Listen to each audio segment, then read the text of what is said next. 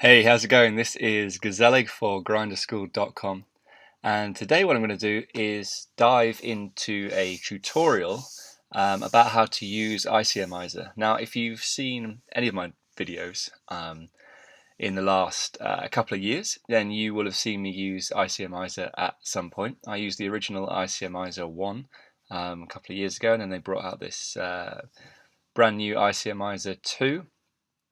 I guess it must have been about 6 months ago. And yeah, I'm just going to dive in and show you all the different features and how to use it and how to use it to help your game and improve your understanding of push fold and short stack play. So here's the website. It's icmpoker.com if you want to go and find out a little bit more. So what it basically includes is the software for working out push fold spots. And then if you buy their premium version, you also get a sit and go coach in there to help you with learning all of the push fold spots. So what it will do is it will give you a spot like this one that you can see. So you're on the button here with 4 big blinds, and it asks you to say whether all of these different hands are pushes or folds. And you just go through a series of questions. So you can see here you've got 15 questions here, and this is from an 18-man 6-max normal. I guess it's normal speed or regular speed. It also comes with a replayer as well, and that's just really useful for visualizing things. If you anything like me and you need to visualize spots as if they were at the table rather than in text format, then that's really useful. And yeah, so that's pretty much it in a nutshell. I'm going to dive in now and let's find out what it can do. So when you first load the program, there's a few features here that you need to look at. In the top right hand corner, you've got sort of your login details, I guess. So you've got your subscription, tells you whether you've got a full subscription or just maybe you've got the subscription for this, like you've just logged in and you get their 3 free, I guess, trials per day. Then you've got these options, and you can choose which ranking you want to select, and you can then go for big blinds or M. Now I like working in M because in tournaments, generally when you get short, there are then antes in there, and antes play a big part in how wide you can shove. So once there are antes in there, you can shove much wider. So I think it's much more useful to think always in terms of M rather than big blinds. Okay, and then you can take a screenshot if you want to as well. And yeah, and then we've got these 3 tabs across the top. So we've got the actual sort of the main attraction, the ICMIZER here. So you just click on that tab for that, and then you've got the replayer. Okay, we just need to load a hand history. I believe, just paste that in. I've got a hand history stored there. Okay, and then you can just you can have a look through this and flick through. And yeah, I mean it's pretty straightforward. I think it looks really nice. It's really cool. What we can do is we could take off the show known hole cards. I mean it's pretty obvious with 20 big blinds and them as 7 that we're going to be getting pocket kings in here. A pretty good situation for us. And what's beautiful about this is that you can load the hand into the replay just to visualize it like this. So let's say that someone sends you a hand and just want you to review it, and so you can load it into the replayer and review it this way, and then you can click this ICMIZE button and you can find out exactly what ranges you should be calling in this spot. So I think it's really important to not just look at spots like this in isolation. So we could say, okay, well, pocket king is obviously an easy call, but what other hands can we call in this spot, and which of our hands that we're opening here do we need to go ahead and fold? So we'll come back to ICMIZing this spot in a minute. First, so let's look at the sit and go coach really quickly. So we saw this a little bit on their website, but you can select all these different options and then just get a quick test and it'll give you instant answers as to whether how you're doing and whether you're doing well and which areas you need to work on. So let's go back to ICMIZER. Oh, that's interesting. This actually loaded our Pocket Kings spot. So I guess you can click this ICMIze button and it'll do exactly the same thing. Let's use this then as an example, and then we'll go back to other functions within this part of the program. So what we need to do here, we can't use the Nash equilibrium. You can see there, so you just hover over there and it says Nash calculation for current spot is not supported. So the supported spot, so if you want to just go ahead and shove, if you're facing a shove, if you're facing two shoves, and if you're in the big blind and the small blind raises, so thinking about 3-bet re-steals, it says there re-steal Nash calculation. All right, so yeah, so it's not, it can't tell you exactly the Nash equilibrium range for this guy's shoving and this guy's overcall and things like that. So you do have to guess a little bit. So we have to say, okay, we've got 20 bigs or an M of 7 or 8, and we open from a fairly early position and a 15 big blind shove, stack shoves behind. So I think we can probably safely assume his range might be something like this. And then when he shoves and this guy calls as well, I think it might be easier in this spot just to say that this guy went all in. Because what we'll end up doing is selecting this range and then selecting exactly the same range for the hands that he calls with. Because if we go back to the replayer, we've only got 5,325. So when we shove, it's essentially, he's not going to fold for an extra, what would it be, 1,500 chips into a pot of 15,000. So we can change that. So what I did there was just change this and click the all-in button instead. And then we could say, okay, what do we think his range is? And I think his range has to be tighter than the hijack's range. So I would say probably something like this.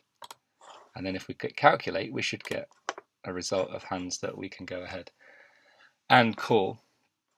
And you can see that pocket tens plus and ace king, the hands that we should be going with in this spot. Let me just highlight this area up here in the top left hand corner. So at the moment we've got it selected on chip BB EV mode, and the way that you change that mode is just by clicking on one of these. So you can change from ICM percentage to ICM dollars to chip EV and then to chip BB EV. Now I like using chip BB EV the most. I think it gives you a really good indication of how many big blinds per 100 your play is worth. Now it does tell you in terms of big blinds rather than big blinds per 100, but if you just multiply the answer by 100, then you can kind of put it in that cash game form that a lot of people like to think about in terms of their win rate. But chip EV does exactly the same thing. Now the key difference here between the chip EV and the ICM EV is that the chip EV is basically thinking that it's a winner takes all tournament basically. So there's one prize, and that's basically picking up all the chips. Whereas ICM will have a different effect on your shoving ranges, because it actually looks at your equity in the tournament. So ICM stands for independent chip model, and yeah, so it's just a way of saying how much your stack is worth in the current situation, and whether shoving is going to increase that value or decrease that value. So it says here we've got it selected on 45-man 9-max tournament at the moment. It doesn't matter what that says if you've got it on chip EV mode, but obviously if you do want to select ICM, then you need to make sure that you've got the payout structure correct, because it will factor that in. So obviously you've got different payout structures. You've got 180 mans from stars.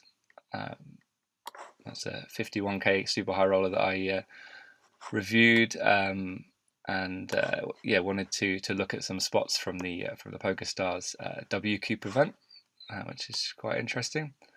And then, yeah, so you've got various sit and go. So if you're a sit and go player, you can just select one of these and it'll select the correct payout structure. You can see that 6 max hypers on PokerStars, 65-35 split.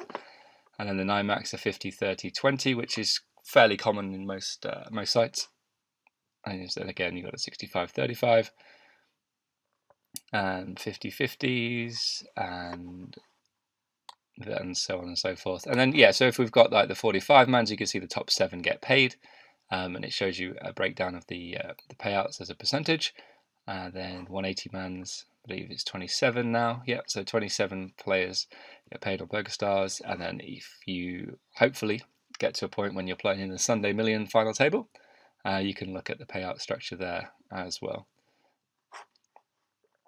And I think that's pretty much it. So you just need to select the correct payout structure. Now, what you can do if you want to is create a new payout structure. So you can go in here and save it as whatever you like. In here, you can save it as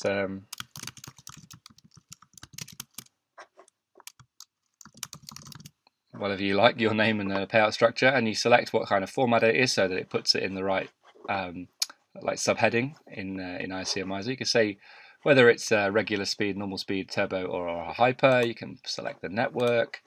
And then you can put in the money payouts or the percentages, and you just go in and you could say that, let's say maybe it was 1,000 for first and only 50 for second, and then you just click add new, and that will create a new payout. So I'm not going to do that now, but you get the idea.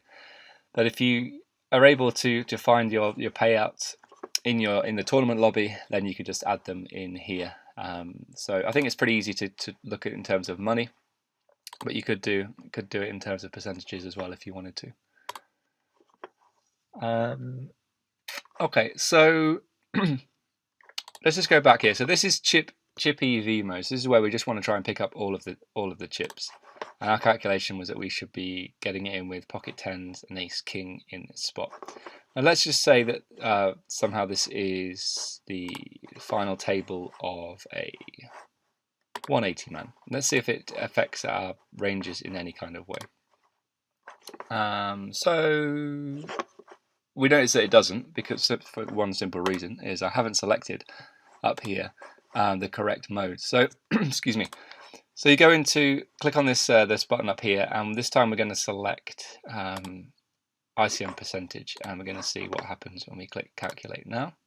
And you can see that our range has gone from tens plus an ace king just through to queens plus, and this might come as a bit of a surprise, I guess, that you're going to end up folding ace king in this spot. But at a final table, you really want to be tightening up your range versus 2 all-ins. So yeah, our range has gone from tens plus and ace kings to pocket queens plus. And just for kind of interest, I guess, let's have a look and go to the Sunday Million. And rather than selecting ICM percentage, this time we'll select dollar EV, and we'll say that there's $1 million in the prize pool. And we could just see the effect of calling. Okay, so you can see now that now you should just be going with kings plus. So calling with kings plus in the Sunday Million final table is worth 7.5 grand. But if you call with queens in this spot, you're going to lose almost $1,000. And ace king, you're going to be losing almost $9,000.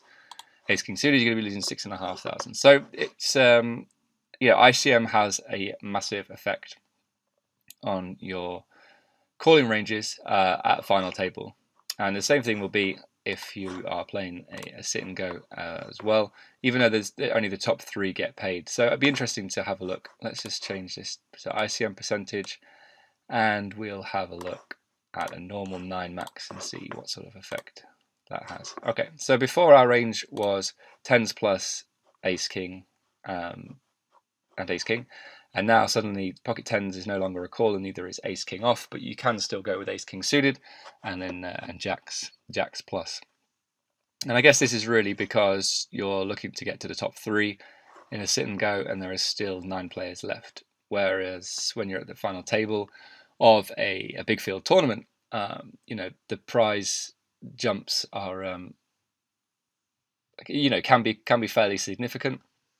I guess that's one of the biggest differences between sit and goes and MTTs, is that as soon as you get to the final table on most tournaments, you have already won money. Whereas if you're sitting down for a 9-max sit and go, then you need to get to the top 3 to win anything.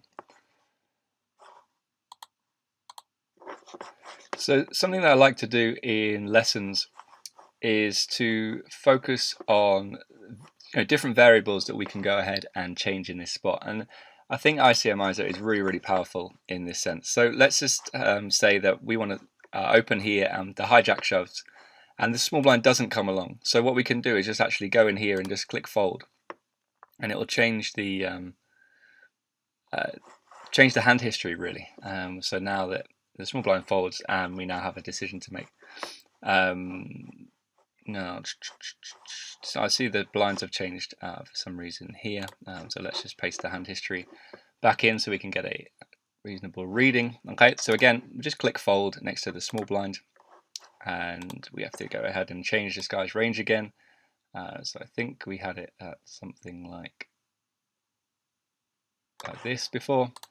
Okay, and I'm going to click calculate. So before we could go with 10s plus an ace king.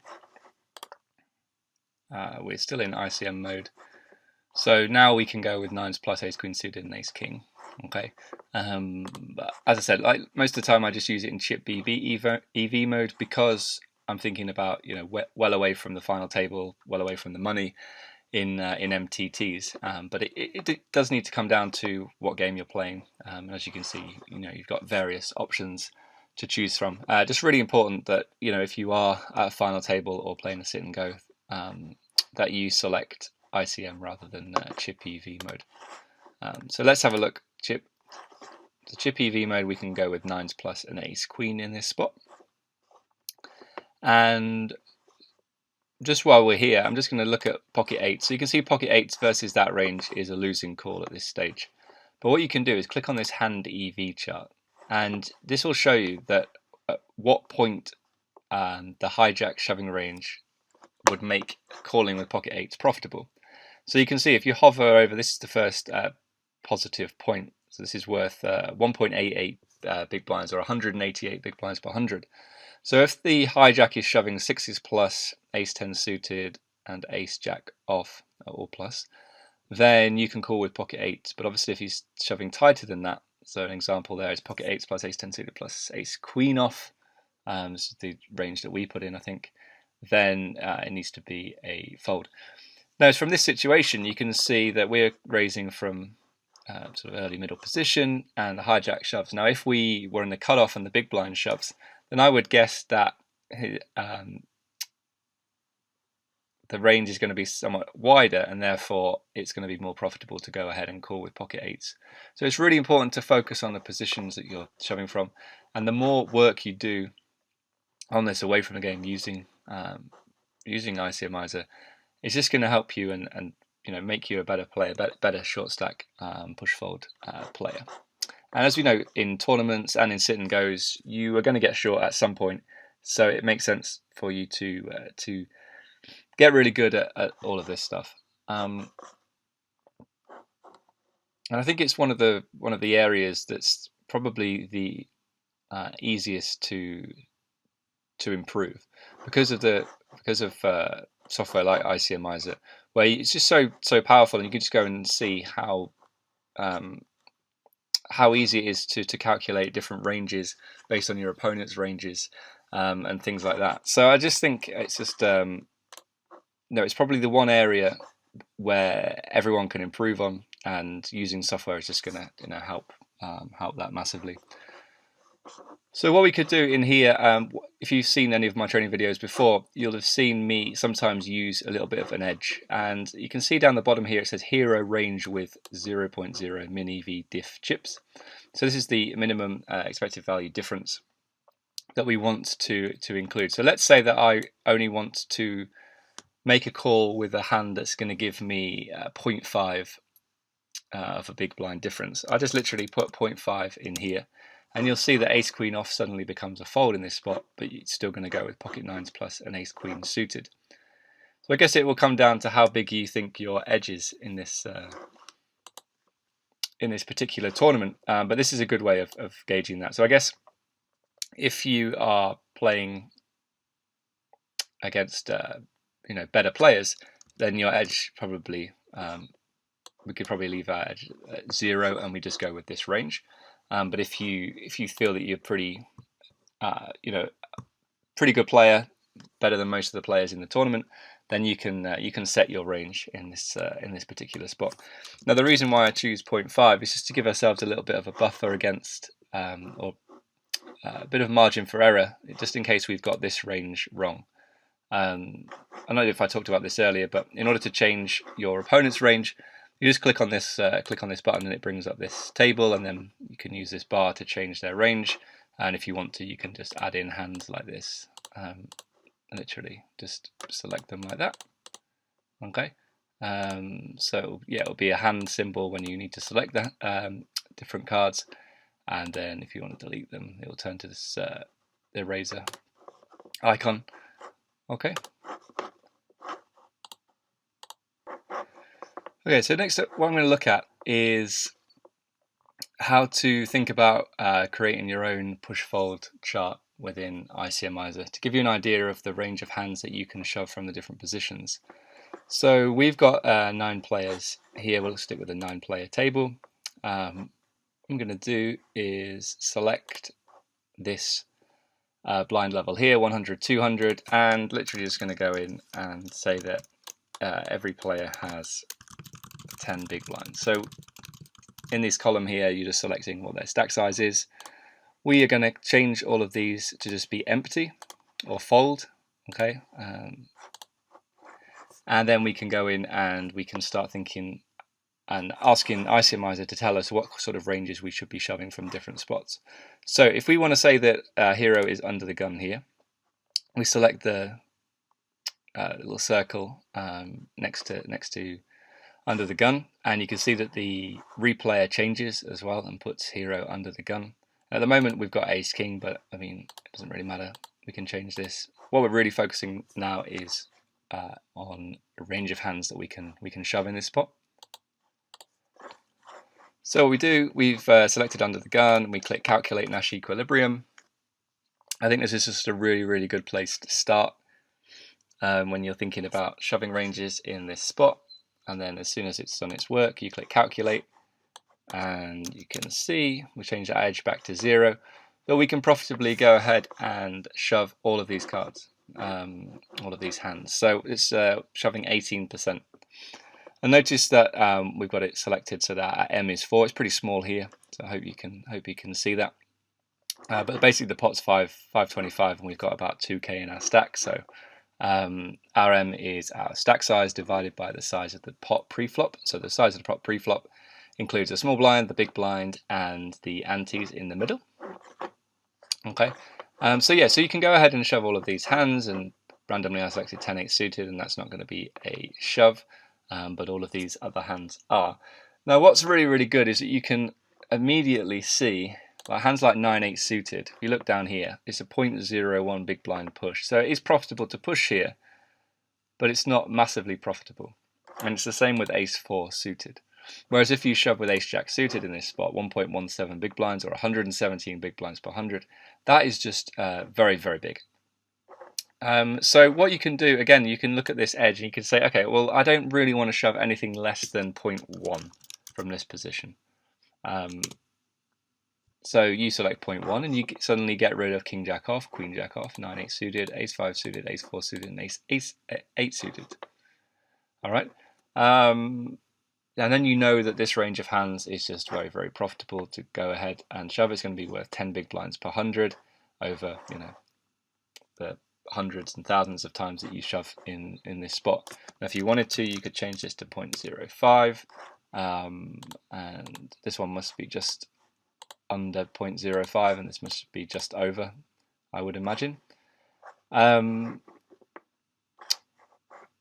Okay, the other things that you can do with this is to click on the detailed result. So let's just go back to 0 here and select a hand like 9-8 suited where the EV is not huge and might be an area that we don't want to go ahead and shove. And we're just going to click this detailed result button.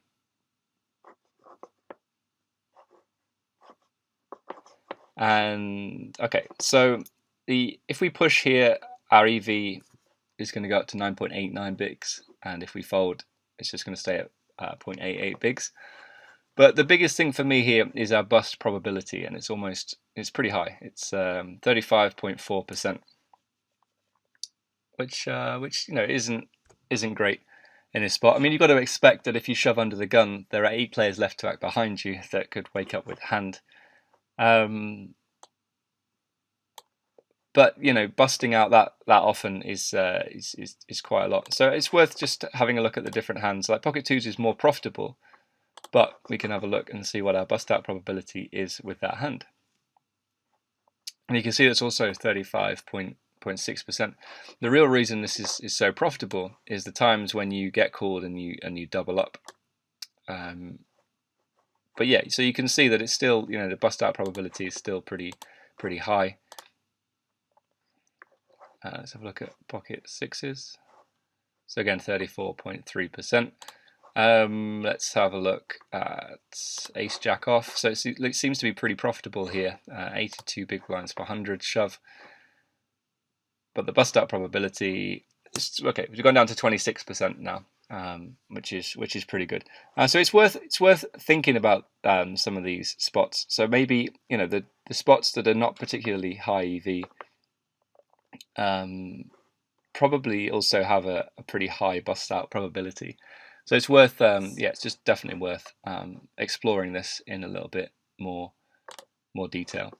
Okay, so let's say that we decided to select 0.1 as our edge, and then this is our range of hands, 15%. So you can just immediately say that when you've got an M of 4 under the gun, this is your shoving range, and that's going to make you money, make you chips in the long run, because whether your opponents are calling too tight or too loose, you are going to make money, because if they call too loose, then you obviously have a lot of strong hands in your range. You're going to win more. If they call too tight, they're all going to fold too much, and you pick up the pot pre-flop much more often. So what I'm not going to do right now is obviously just go in and change all of these overcall ranges, because that would just take a very, very long time. What we're trying to do here is to develop a really solid starting point for shoving. So you can do exactly the same here. Let's say that we're in the cutoff instead, and we can click calculate Nash equilibrium again, and we can see we've still got our 0.1 edge, but this time we can go ahead and shove a lot more hands, and we've got these various hands that we wanted to take out, so they are still profitable, although it's 7-5 suited showing up as a break-even shove. So I guess that's one of the reasons for selecting this edge, is that sometimes it's going to show up as profitable. So it might be like plus 0.0001. So it is profitable, but not hugely profitable in that spot. And your bust out probability is 38%, which is pretty high. Okay. So yeah, so it's definitely worth creating an edge there, I think. Rather than just relying on Nash. So if you've ever seen some Nash charts before by M or by big blind with antes or anything like that, then it probably suggests shoving 7-5 suited. But you can see here that actually the further you go into the software, it's not actually massively profitable, and therefore it's much better to go and create a little bit of an edge. And I think that if you went with this range instead from this position, you are going to have a lot more success.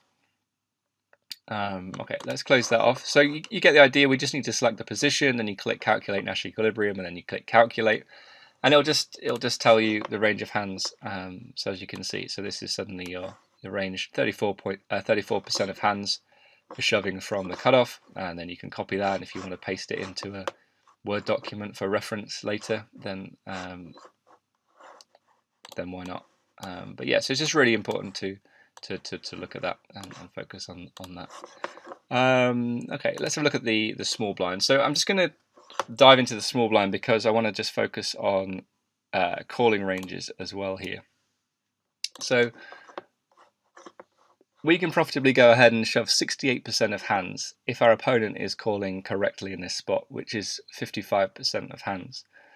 Now, most players who are playing, I would say, $11 MTTs and under, are not calling this range of hands. They're calling much, much tighter. So rather than calling with 55%, they might be calling with something like this instead, 37%. So the way that I changed that range there was just clicking this button here next to the big blind, and then changing the range here using this slider. We're looking at we can look at the percentage up here, and we can change it like this, so we can get a much narrower range and then a much wider range if we want to. And if you wanted to as well, you could just dive in here and just say, okay, well, I think he's going to call with these hands as well. But we'll take them out for now. We'll just use this range of hands, and we'll click calculate, and suddenly you can see that you can profitably go ahead and shove any two cards in this spot. Now, the first time that you end up shoving 3-2 offsuit in this spot might feel a bit weird, but you can see that it's massively profitable. 38 big blinds per 100 is just huge, and I think it's an area where a lot of newer MTT players and sit and go players will struggle to sort of get their head around. You're shoving here because you've got a huge amount of fold equity. So he folds here 1 minus 37%, or 100 minus 37. So he's folding 63% of the time.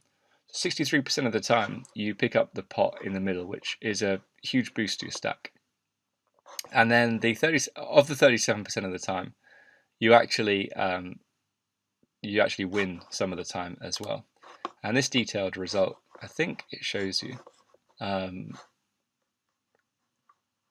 Let's have a look. Okay, so if the hero in the small blind pushes and the big blind calls, then the hero wins 29% of the time in that spot. And you can look at a similar thing within Equilab as well. So I'll just quickly load this, just show you what I'm talking about. So we said it was 37% of hands, 3-2 offsuit. Okay, so we get folds. Let's just take this out of the way. We get folds 63% of the time, and then when we do get called, we still have 30% equity. So it's not, we're not in terrible shape.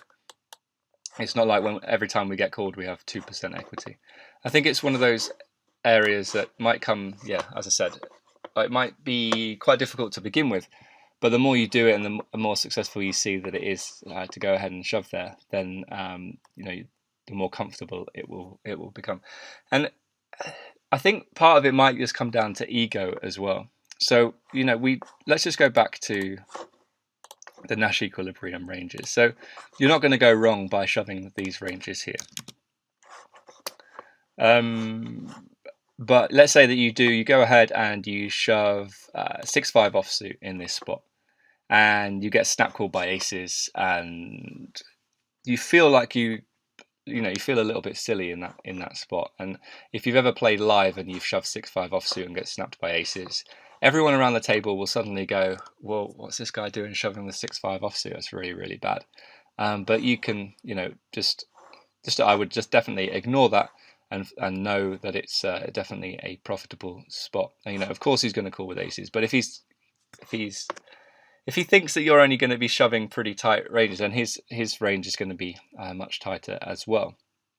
So just don't worry about it. Obviously, don't respond and say that it was a Nash equilibrium plus EV shove, because you don't want to give them all of that information. Just be happy and safe in the knowledge that you made the correct play. So let's close that off, and let's just switch now to hero being in the big blind instead. So we've already focused on this, and we said that if the small blind shoves in, the big blind has to call with a certain percentage, and in this spot it's 55%. But you can see that again, 9-8 offsuit, calling off with 9-8 offsuit is not going to be something that you're probably comfortable or familiar with at this point. And actually you can see that the EV is pretty low. And again, suddenly when we're calling off for our tournament life, our bust probability is much higher. So even if, let's have a look at like an ace 10 suited. Okay, so our bust probability is still like fairly high, 35.52%. Ace 2 suited is just massively profitable in this spot, but our bust out probability is still really, really high. So what you'll find is that when you are making shoves, your bust out probability is much lower because you have fold equity and hand equity. Whereas in this spot, all you've got is hand equity. So it might be really, really profitable to go ahead and call, but you've got to recognize that, you know, almost half of the time you're going to bust out in this spot. Just give you various ideas. So what I might do is just change this when I'm calling, just to be slightly tighter. So anything better than half a big blind. So let's go to the lowest, Queen 2 suited, and see what our bust out probability is there. So it is profitable to go ahead and call here, but we are going to bust out more than half of the time in this spot. But I still think you need to be going ahead and making those calls if you are confident that your opponent is shoving Nash ranges. Now, this is one of the areas that it's pretty difficult to say. But if you know that your opponent is a regular, then I would imagine that they're shoving correctly. And by correctly, I would say a range similar to this. If they don't think you're a regular, then they're going to be shoving probably any two cards in this spot. But they know that they can profitably shove 73% because you're unlikely, as we just showed, to call off with 9-8 offsuit, 10-8 offsuit, Jack-7 off, all of these different hands as well. So yeah, so they can profitably shove very, very wide in this spot. So what we can do though instead is, if we are not sure that our opponent is shoving according to Nash, maybe they have a kind of vague idea of the hands that they can shove, and so maybe they're just shoving 33% of hands, and it's really, you know, it's really, really difficult to know for sure. I think any time that you see someone shove and get called and it goes to showdown is a good way of seeing what someone's shoving range is. And it's really important that, you know, if the small blind shoves and the big blind calls and the small blind ends up having ace jack, not to say, okay, well, he's definitely going to be tight in that spot, because everyone has ace jack in their range for shoving 10 big blinds. The better sort of observation to make is if someone's shoving like an 8-5 suited blind on blind, and then you could say, okay, well, in that case, then I think he's shoving 8-5 suited, he's probably shoving all of these other hands as well. Okay, but let's say that we do think he's fairly tight. We'll go with this range. We can then click calculate again, and you can see that our range this time needs to be much, much tighter. And we can only be calling off with 25% of hands. So a lot of this play is more guesswork.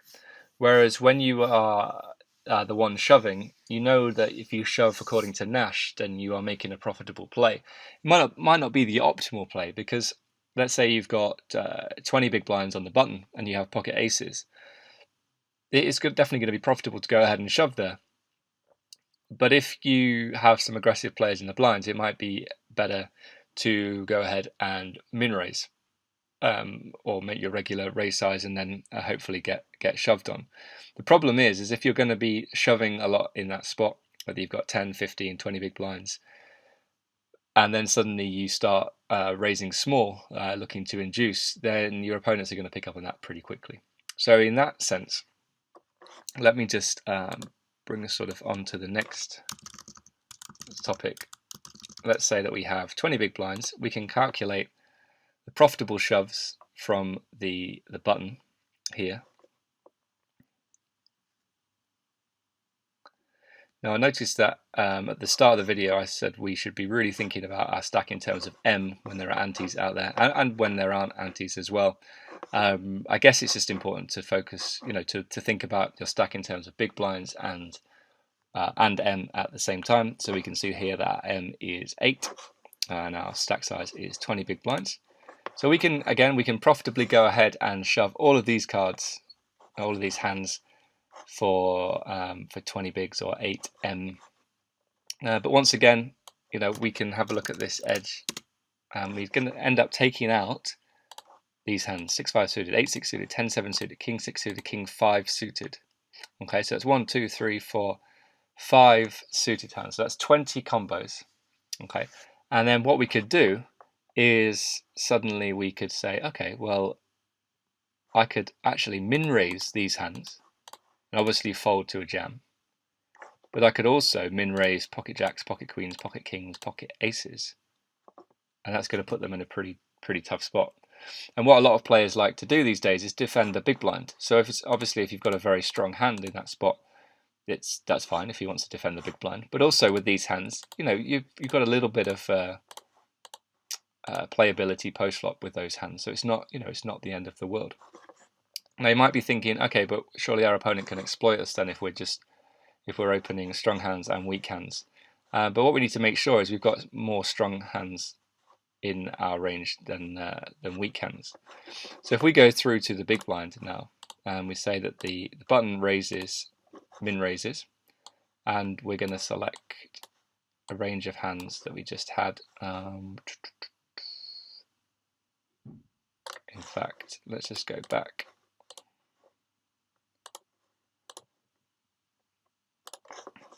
Okay, so I'm just going to mark them in Equilab off the screen. In fact, let's do it like this. So what you can do is go King-7 suited, King-6 suited, King-5 suited, 10-7 suited, 8-6 suited, 7-6 suited, and 6-5 suited. Okay. So obviously I got my calculations wrong in terms of the hands that we can raise, because I said we only had 20 combos. We've got 28. 1, 2, 3, 4, 5, 6, 7. Yeah, 7 times 4 is 28. And then we are going to go with this range. So we've got 24 combos of strong hands. Maybe we can include an ace king in there as well. And let's let's go with this range. Okay. So now we can actually go into this spot. So we're going to put ourselves into the big blind shoes as if we're trying to exploit this strategy. So let's just make sure we've got all of these hands right.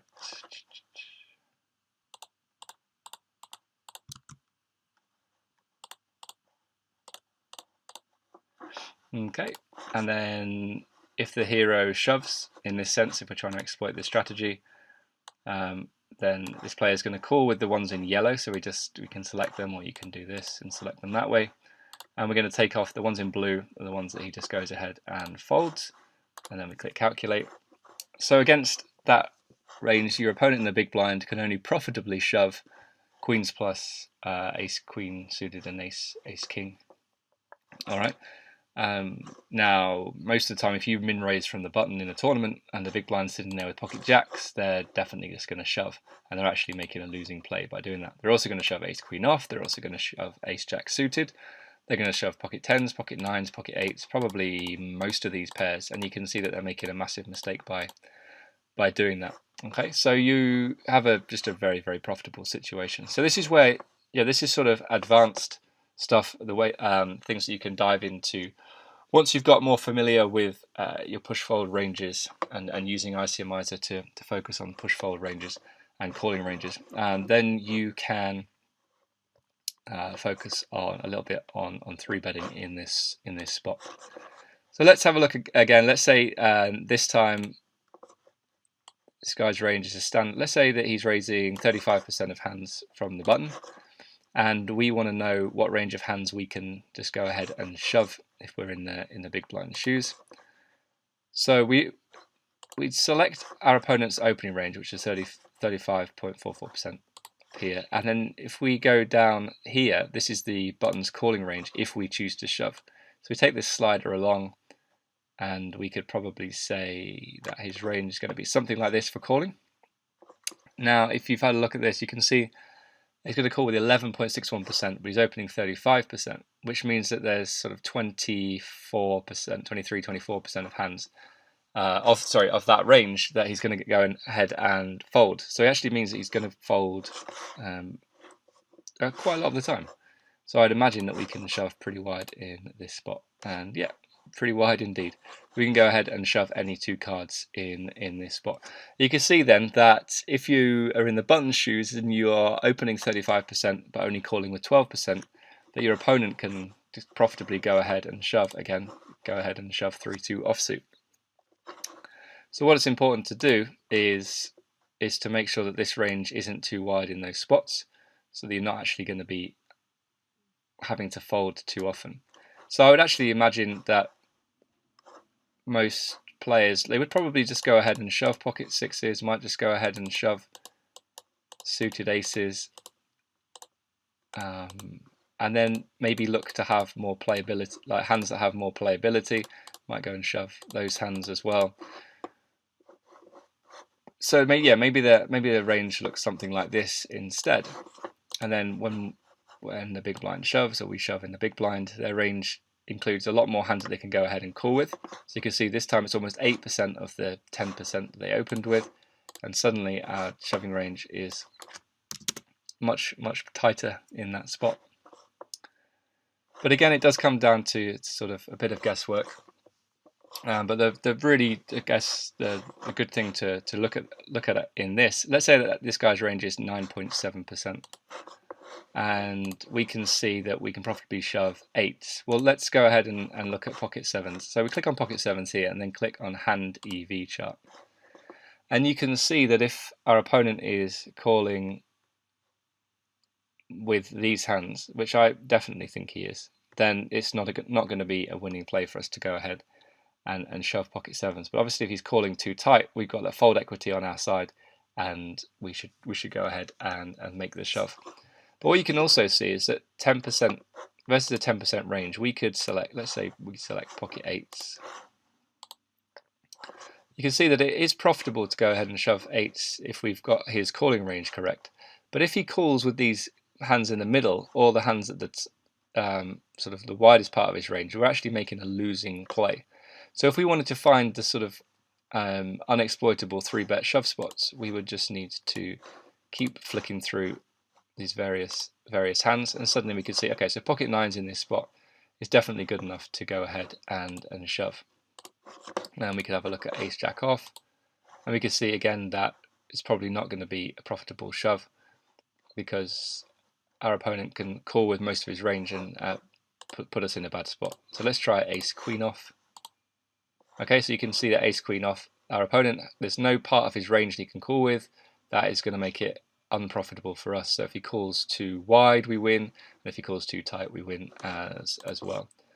Now we can have a look at ace jack suited, and we can see it's not too good. So I'd imagine if ace queen off is ace queen suited, should be absolutely fine in this spot.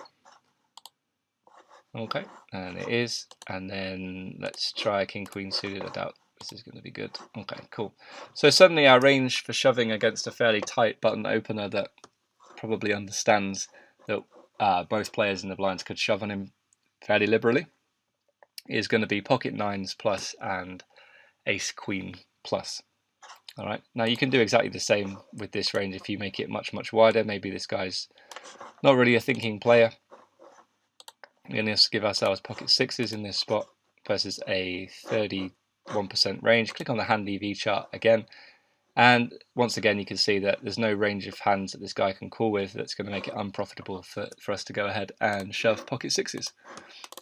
So we can try pocket 2s, and you can see that if he calls with the widest part of his range, it's not going to be profitable, but for the most part it's going to be profitable to go ahead and shove 2s there. And we can try ace 2 suited. Okay, so again, if he calls with the wider part of his range, then we're not making a good shove in this spot. But what you can also see is that if you open too much on the button in these spots, you're leaving yourself wide open to get shoved on.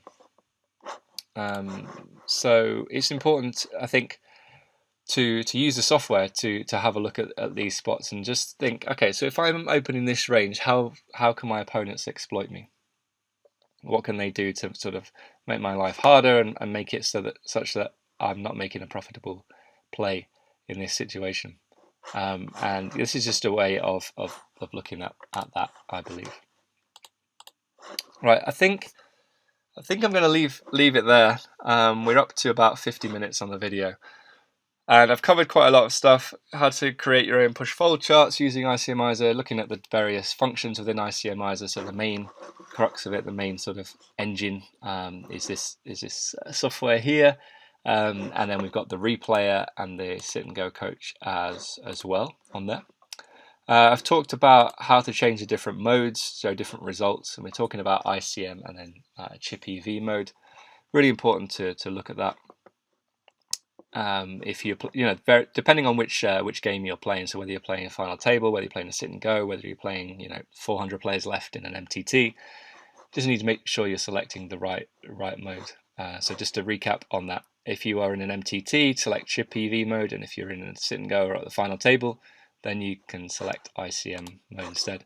You can paste hand histories straight from Poker Tracker or Holder Manager or whatever software you're using, and actually you can load entire tournaments as well, so you can paste them in here or you can open them from various folders within wherever it is on your computer.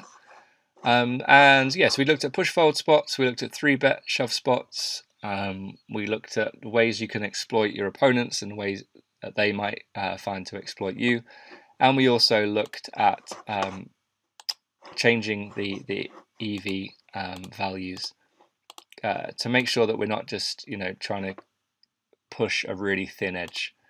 So we can go ahead and we can change this number here and just make sure that we are making profitable calls and shoves in these spots. I think that's going to be it. Obviously, if you've got any questions about this software, then just please let me know. Like I said earlier, this is their site if you want to find out a little bit more information. Definitely recommend just looking at if you want to just have a look at their free trials. You get three free, I believe.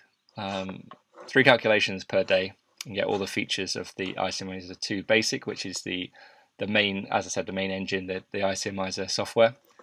Okay, and see what you think. But yeah, let me know if you've got any questions. Happy to answer them. I do think this is the area where everyone can improve, and it's just made a lot easier by using ICMIZER. It's just so powerful, and it's just going to improve your push forward and short stack play no end. Alright, so this has been Gazellig for grinderschool.com signing off. Take care guys, and I will catch you next time. Bye bye.